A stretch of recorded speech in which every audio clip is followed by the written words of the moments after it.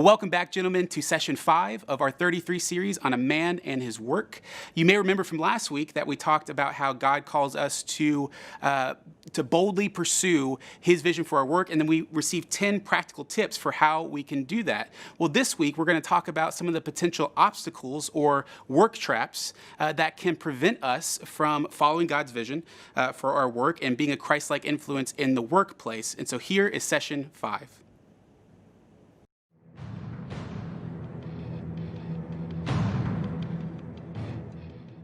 Okay, guys, today we're talking about the work-related traps that we need to be aware of and avoid. These work traps can rob us of our joy, our influence, and our integrity. They've caused disappointment and wreaked havoc in the lives of just too many men. And if we're not aware of them, and if we don't steer clear of them, they will derail us from our bigger and more satisfying vision of work. Now, there are 6 work traps that we need to be aware of. We're going to take a close look at each one. So let's get started. Here is the first one, the unrealistic expectations trap. Some of us go naively into work, assuming that it should always go our way and be stress-free, or that we'll just glide right up the job ladder. Maybe we think that we'll continue to make more rather than less money throughout our career, or that we will always be loved and accepted by our bosses, our employees, or coworkers. Some of us are shocked when things don't go so smoothly, when we're passed over for a promotion, aren't treated fairly, maybe even let go. When our work doesn't meet our expectations, we can easily give in to disappointment, bitterness, and cynicism. And when you become cynical and pessimistic, well, you become ineffective in living out a gospel-centered vision for your work. That's why we have to approach work with a realistic perspective. Remember, the Bible teaches us that Adam and Eve's disobedience in Genesis 3 wasn't just an isolated event without ramifications. Their disobedience affected us all and introduced brokenness and suffering and sin into the world. This brokenness affects our work. We learn in Genesis 3, 17 and 18, that as a result of Adam's sin, work will now involve painful toil. We learn that mankind's endeavors will be frustrated by thorns and thistles, and that by the sweat of our brow, we'll have to earn our keep. Tim Keller puts it this way. He says that in a world broken by sin, all work and human effort are marked by frustration and a lack of fulfillment. Work is not itself a curse, but it now lies with all other aspects of human life under the curse of sin. In other words, because of sin, work is now going to include some of these thorns and thistles, frustrations like fatigue or disappointment and resistance, temptations or difficult coworkers, impossible bosses, or frustrating clients. And during our careers, most of us will experience some setbacks, seasons of fruitlessness, and maybe even unemployment or times of failure. The answer isn't to become pessimistic, bitter, and cynical, or just to keep changing jobs when things don't go our way. Authentic men manage the tension between a biblical vision of work and the realities of a broken world.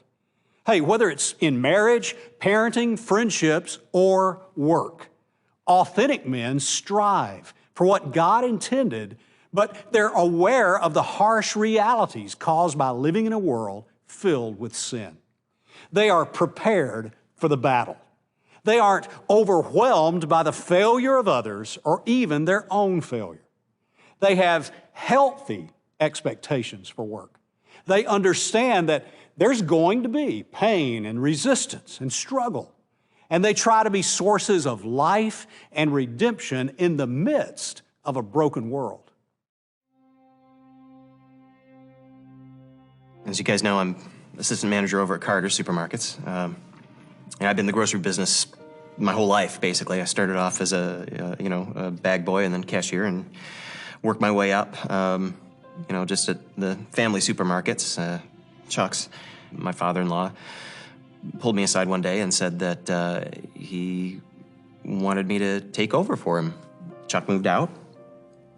He retired, moved out of his office, and I moved in. And things went pretty great at first. It was terrific. I'd have meetings with my employees and had a plan.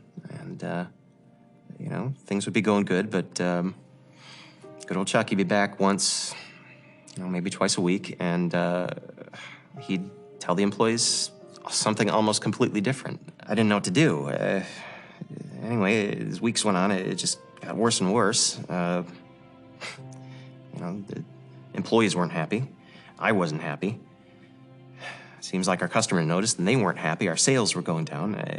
At that point, I think I realized I had gone into this deal with maybe some unrealistic and probably unhealthy expectations. The next trap is probably the most widespread and pervasive work trap among men. In today's work-obsessed, overworked world, this is a trap that can easily entangle us. We call it the significance trap. And this is when a man attaches most of his significance, his meaning, his identity to his work.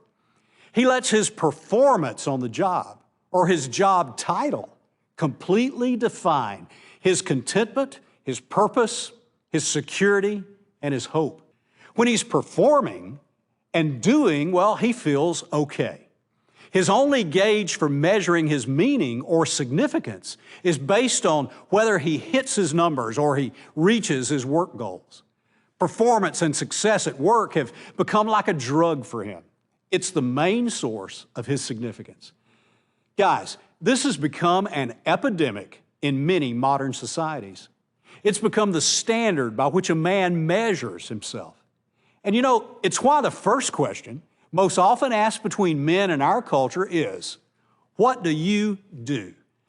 And guys, some of us take either way too much pride or derive way too much shame in how we answer that question.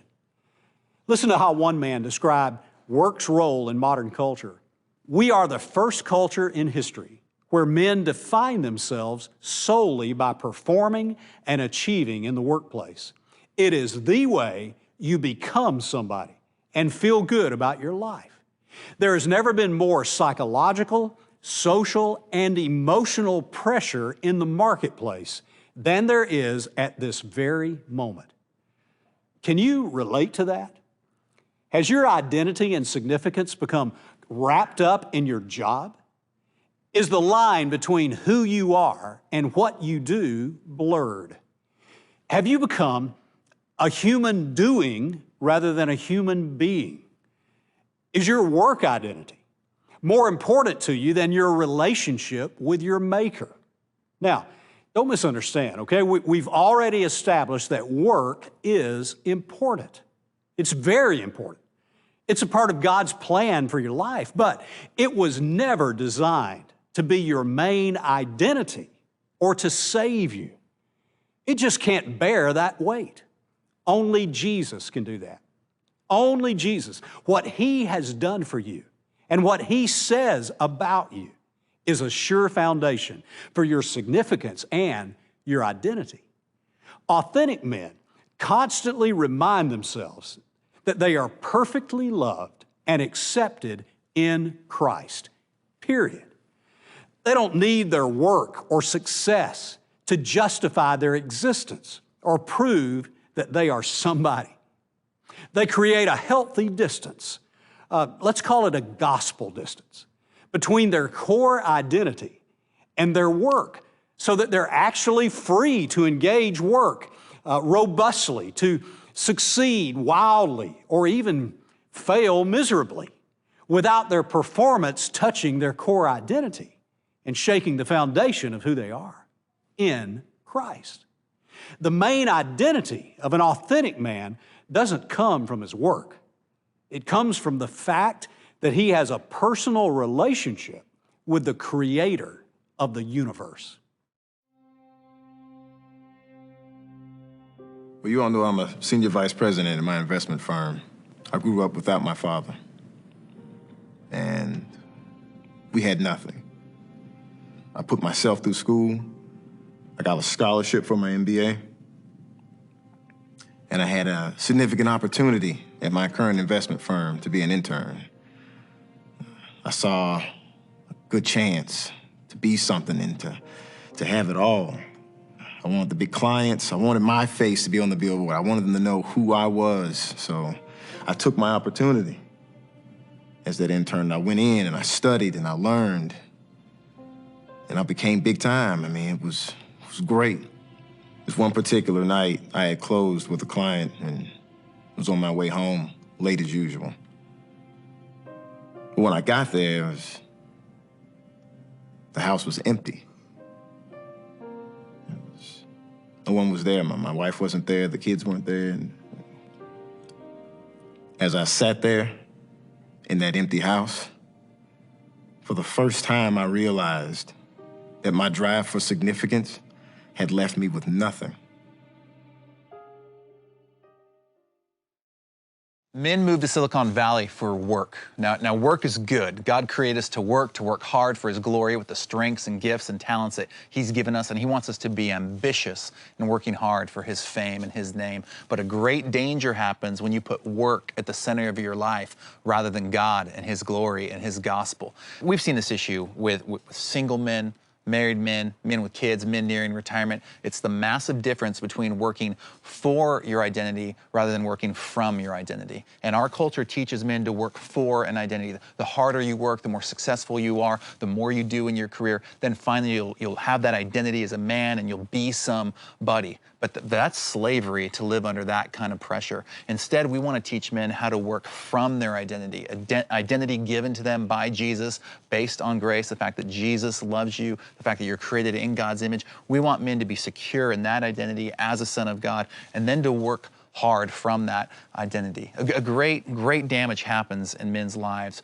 when they're working for an identity, when work's at the center of their life. What happens is marriage. That's really the first thing that gets damaged. A marriage gets terribly damaged. I was recently with a couple where a man, he's been putting in 80-hour work weeks for years. Now, the first year, the wife didn't say a whole lot. Second year, she started speaking up a little bit more. Year 3, it's crushing her, and they're seeing irreparable damage that's now in that marriage, that they're trying to work, bitterness, resentment, years of neglect that they're trying to repair. A second area where real damage is caused is in terms of friendships. You know, we're not created to live life alone. That's not good. We're meant as men to live life in community with other men and with great friendships where we are both known and loved by other guys. But when a man puts work at the center of his life, he neglects friendships. He doesn't have time for friendship. And all of a sudden, a man will wake up 5 years later and realize he doesn't have any real friends. So he has no one to go to talk about the crises, the trauma, the troubles that are in his life. He's left trying to navigate life alone. So friendships are left. And then really a third area is with the kids. Now, a man thinks when he has young kids that he'll be okay. I've got these young kids. I can spend a lot of hours at the office. They don't need me. But what a man finds is when his kids reach those teenage years and he's been neglecting them for several years by putting work at the center of his life, those kids start to really outwardly rebel. The man tries to step in and repair his relationship with his kids, but they don't trust him because they've never been close with dad because he's been gone at the office all the time and hasn't had time to spend time with them and to be with them. So we want to be men who work hard, but we don't want to be men who make work too important and put it more important than God, than our marriages, than our friendships, than our children. A third trap to avoid is the money trap. This trips a guy up when he has a warped perspective of the money he earns. The money trap can show up in a man's life in at least 3 different ways. The first way is through materialism. But what exactly is materialism? Well, it's when a man defines himself not by his production, but by his consumption. It seems to have become an epidemic in our modern culture. Sociologist Michael Kimmel tells us that in consumption-oriented economies, men experience their masculinity less as providers and protectors and more as consumers. You see, materialism promises us that the biggest house, the newest car, the fanciest toys, the shiniest rims, or whatever will make us feel good about ourselves. and make us appear to be a man of consequence in the eyes of others. Materialism can trap us into this mindset where the primary purpose of our work is just to work more and more, even at the expense of everything else. Why? Well, so we can make more and more money, so we can have more and more stuff, so we can look important and be happy. But guys, materialism won't satisfy. Pretty soon, the high from that new purchase will wear off. It's like Ecclesiastes 5:10 says, "He who loves money will not be satisfied with money, nor he who loves wealth with his income." At best, materialism is just lighter fluid. It may produce a temporary flash, but it will never result in a lasting flame that satisfies your soul. Materialism is also the antithesis to our create and cultivate mandate. As we've already learned, God calls us primarily to give, to bless others, not just consume. We're called to add value and give life, not just buy and take. We're called to steward the money we earn, not just spend it on ourselves, trying to impress others. The second way the money trap can show up in a man's life is through inappropriate debt. This is when a man unnecessarily or unwisely borrows money he doesn't have. Inappropriate debt is often the close cousin of materialism. We borrow money we don't have so we can live a materialistic lifestyle we can't afford, so we can impress people who don't really even care about us. But here's the real problem. Debt robs us of the opportunity to be a blessing, to give life to others. It robs us of our financial freedom and our mental focus.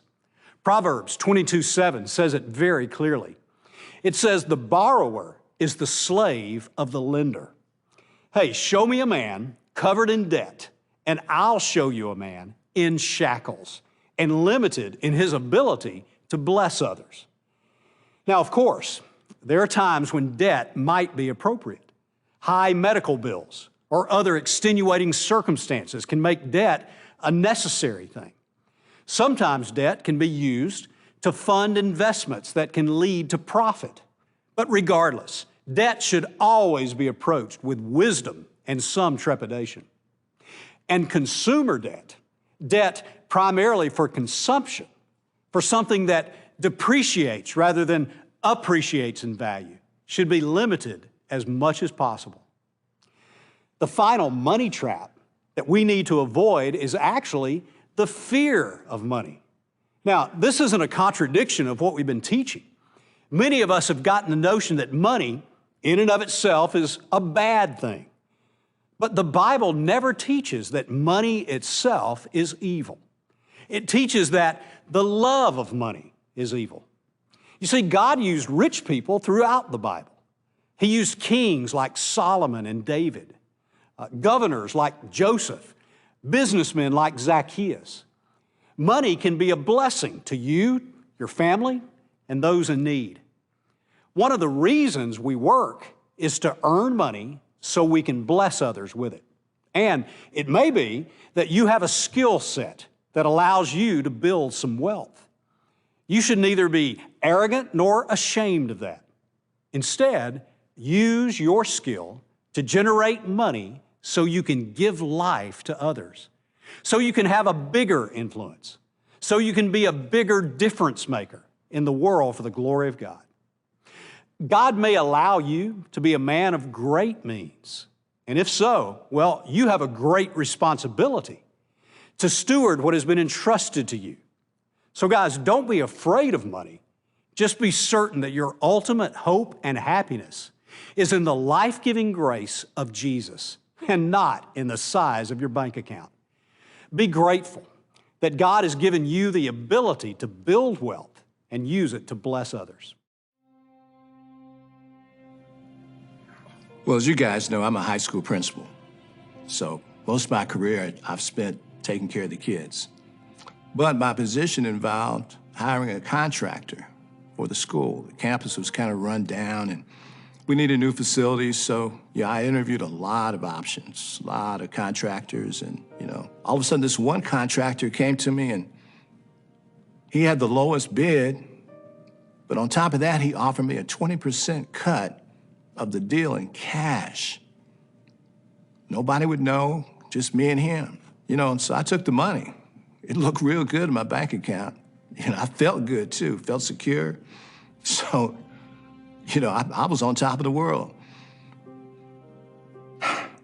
Then I got the call. Before I knew it though, I'd lost my job, I lost my reputation, and lost all my respect.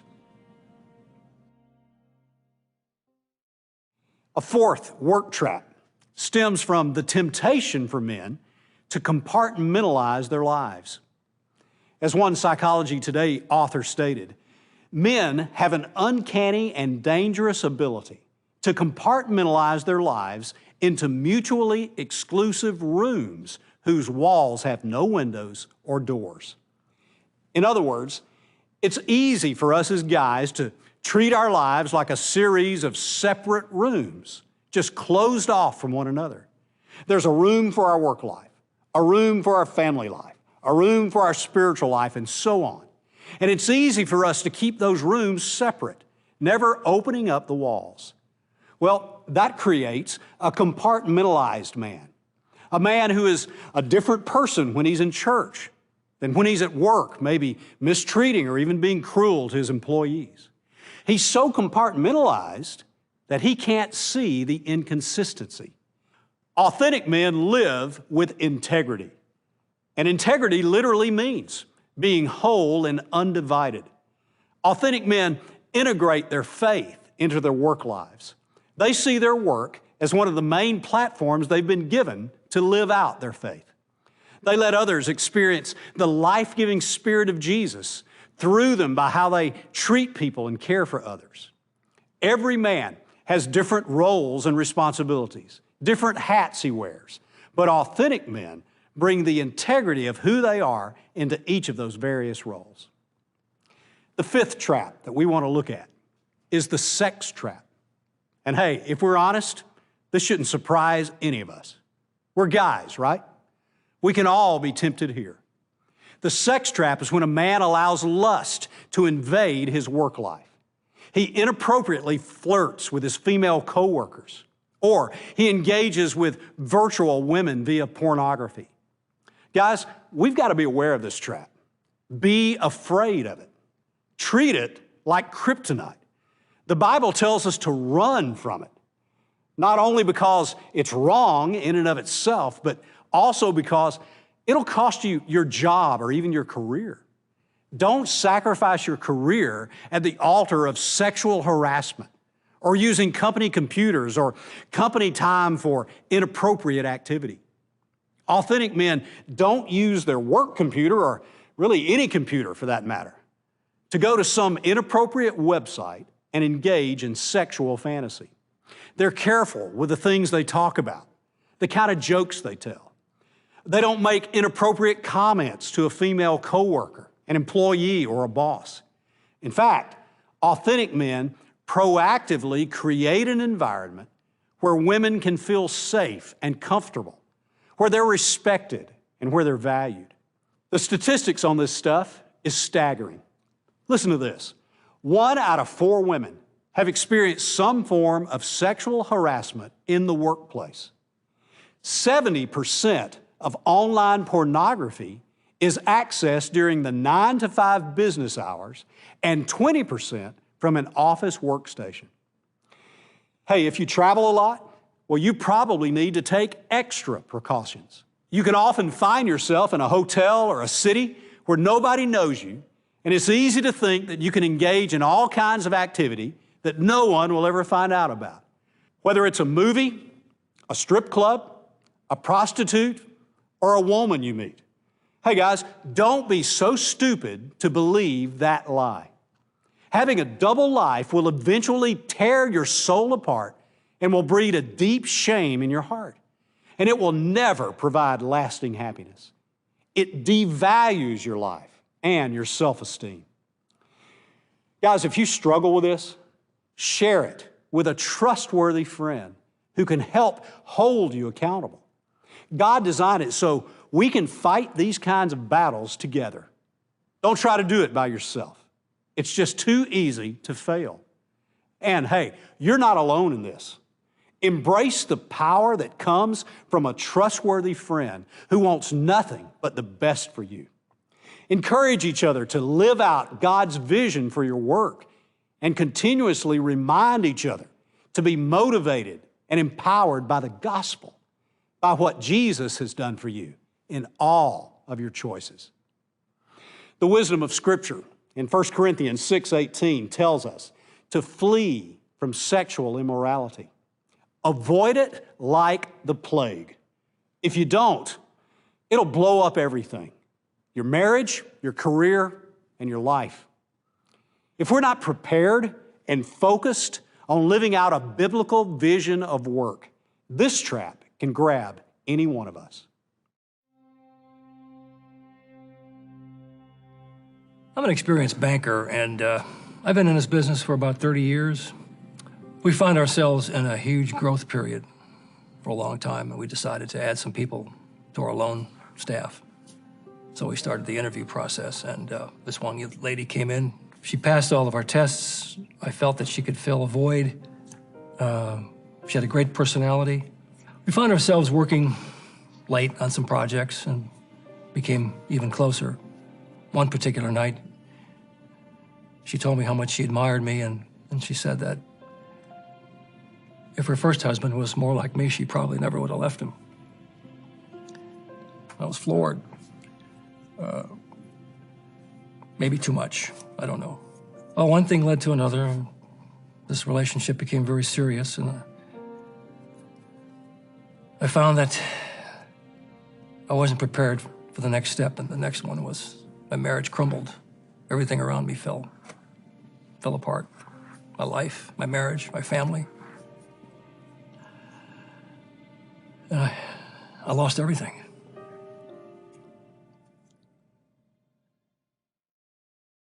The final trap we want to talk about is the retirement trap. Now, you may not know this, but the whole notion of retirement is actually a Western 20th century invention. According to a study conducted at Georgetown University, around the year 1900, there were 75% of men over the age of 65 that were still working. In fact, most men worked as long as they were able. And if a man wasn't working, it was most often because he was disabled. Retirement wasn't an expectation for a man's life until very recently. And unfortunately, in many modern cultures, retirement has become the ultimate goal in a man's work life. It's the ultimate end zone. It's this supposed return to paradise when we'll be free from the toil of work and can just spend our time chilling, doing whatever we want, whenever we want. And many men feel this sense of fear or even shame if they don't think they'll be able to retire by a certain age. In this retirement mindset, work becomes merely a means to acquire enough wealth so we can stop working. The Bible doesn't make retirement the ultimate goal of life, and we shouldn't either. We're called to be creators and cultivators and a life-giving presence throughout our whole life. We never retire from those things and from God's call on our life. Now, sure, there are different seasons of life, and a man's most productive work years are typically from his mid-20s to his mid-60s. And as he gets older, well, he may need to or have the opportunity to shift how he creates and cultivates and how he lives out God's call to be an active difference maker in the world. Regardless, if you don't have the means to stop earning a paycheck, you shouldn't be ashamed of that. And if you are one of the fortunate few who can supply for your own needs without receiving an ongoing paycheck, you're still called to give your life away. You're still called to sacrifice and make strategic investments into other people. Work in some form or fashion should be a part of every season of every man's life, whether he's paid or not. By the way, economic statistics indicate that full retirement is going to be unattainable for most of us anyway. 75% of Americans nearing retirement in 2010 had less than $30,000 in their retirement accounts. And one recent commentator suggested that the inability to retire will become the new normal. The truth is that only a super small percentage of us can fund a lifetime of living on only 30 or 35 years of employment. So even if it was the right goal, it's an unrealistic goal for the majority of men. John Wooden, the legendary basketball coach from UCLA, is an excellent example of how to handle retirement. One author said this about him: after winning his 10th NCAA basketball title at age 65, Wooden retired from coaching, but he did not stop working. Until the day he died at age 99, he remained involved at UCLA, wrote a number of books, and was often quoted and consulted. Now, sure, he retired from full-time coaching and probably stopped drawing a paycheck, but he continued living out a biblical vision of work even after he stepped down as head coach. He continued to use his time and his talents to create and cultivate and bless others. Guys, all of these traps that we discussed today can distract you from living out our blueprint for work. Traps that can rob you of God's best for your work life. Wise is the man who takes note of these traps and not only avoids them, but replaces them with a biblical vision for work. A vision that sees work as a vocation, as a calling, as a way to create and cultivate and be a life-giving spirit. Man, if you're anything like me, you probably noticed one or two traps that you've fallen into before, or maybe you are still trapped right now. I know for me, I'm 33, and I'm already every day thinking about retirement. And so I know that you probably have a lot of things that you want to talk about in your Zoom group, so I'm going to go ahead and dismiss you now, and then we'll see y'all next week for our final session.